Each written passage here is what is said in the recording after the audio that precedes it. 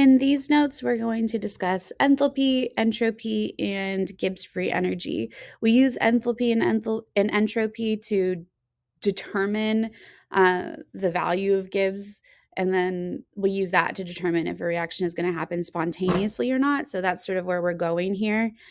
So first, just as a reminder, defining enthalpy, it's enthalpy is the overall change in energy, determining whether a reaction is going to be endothermic or exothermic. So the difference between the total energy of the reactants and the total energy of the products gives us that change. So if it's an exothermic reaction, then that means the energy of the products was less than the energy of the reactants, which is what you can see here in this picture. Exothermic reactions tend to be more common. That's just why it says that it's usually favored. So what causes some endothermic reactions to proceed spontaneously? Like I said, exothermic reactions tend to be the ones that happen more spontaneously. But anything that feels cold means that you're absorbing heat. That means that it's endothermic. If it absorbs energy, it means it's endothermic. So if it feels cold, like to your touch, that's because energy is being taken out of the surroundings. So it's almost like the energy is being sucked out of your hand. If you're touching something and it feels cold, the energy is being like pulled out of your hand, which is why you feel it as cold. So I love these instant ice packs. If you've never used one, you kind of like break it and then it feels very cold.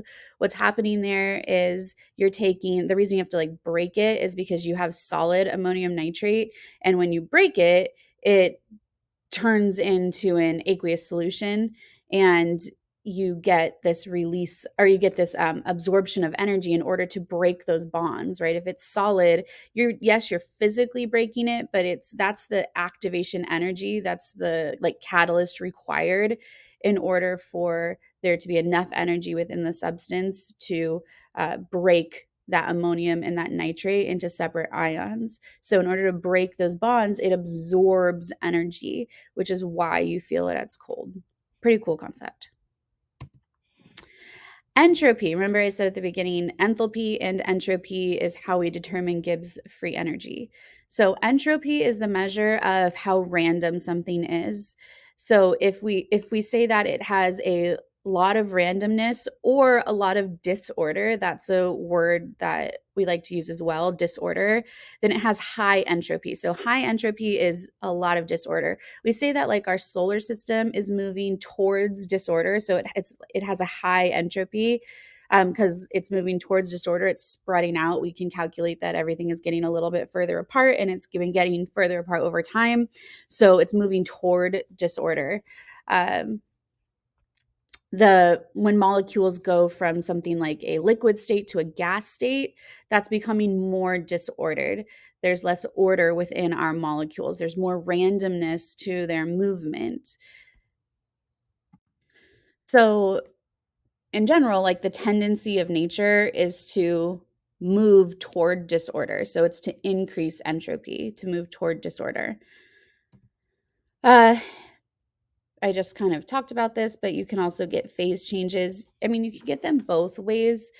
Naturally, we tend to go from solid to liquid to gas. Like we tend to heat up. That change is favored.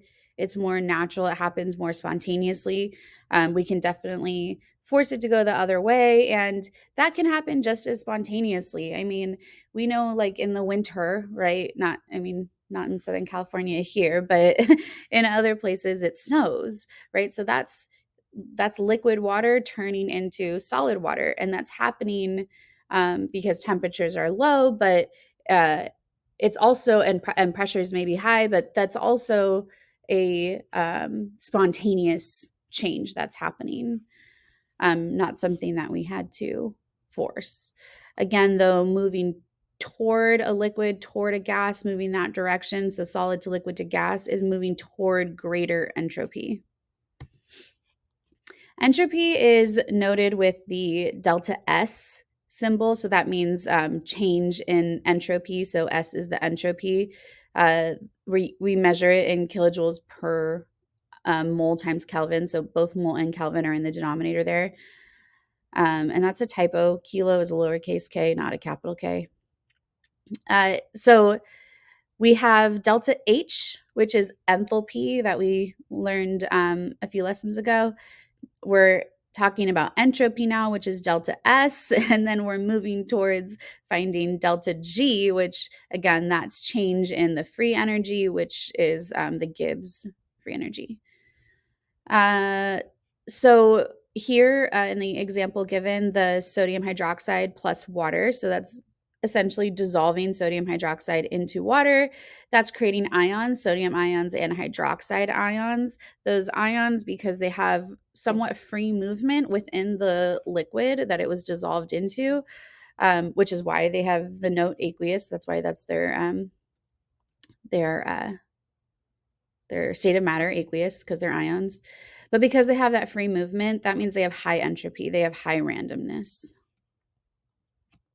As a side note, that's a typo too. Sodium hydroxide, it's a lowercase s, and water, it's a lowercase l. You guys know that. When you do states of matter, you do lowercase symbols. All right, free energy. So we compare enthalpy and entropy in order to decide if something is going to be spontaneous or not. The equation is there for you. It's delta G, which is, again, deciding whether something's spontaneous. Gibbs free energy. We calculate Gibbs free energy. We do that by taking the enthalpy, the change in enthalpy, and we subtract that from the temperature times the change in entropy.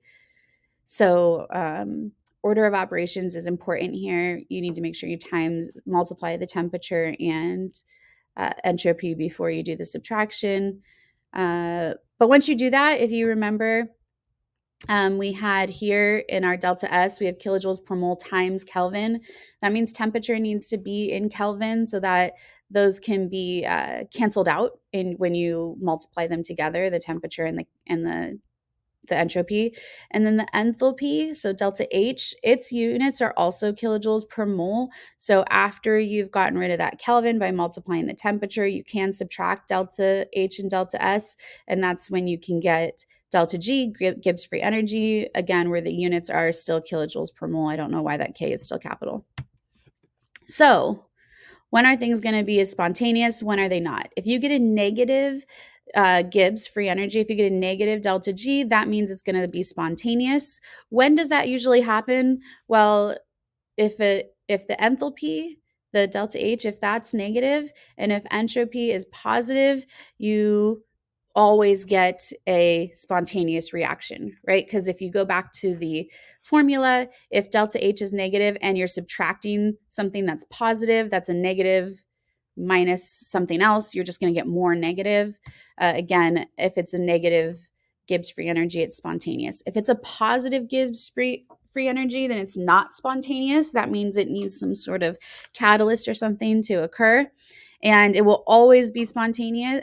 It'll always be non-spontaneous if you have a positive enthalpy and a negative entropy. So here's just a little summary to help you see that. Or this is the summary, sorry, but this is like what happens if they're not, right? What happens if it's not that perfect circumstance? Well, here you go. So let's say you have a negative delta H and a negative delta S. Well, then it's only spontaneous at low temperatures. Temperature would have to be low so that when you multiply it, the S didn't get too big, at least not bigger than delta H, so that it still remains negative. If you had a positive delta H and a positive delta S, so let's think about it. At what temperatures would that be spontaneous? Well, I need to have a negative delta G. So in order for me to remember, we're subtracting the delta H and delta S eventually. So in order to have a negative delta G come out of that, we need delta S to be bigger than delta H. So that means we need the temperature to be very high. At high temperatures, we would get a spontaneous reaction. That's how we would get our negative delta G. So that's just a little summary of how to compare enthalpy and entropy to decide if something is going to happen spontaneously or not. So again, this is a nice little way to, like, organizational tool, I guess, to remember it. But again, a negative Gibbs free energy is spontaneous. Positive Gibbs free energy is not spontaneous. It needs a catalyst in order to get moving.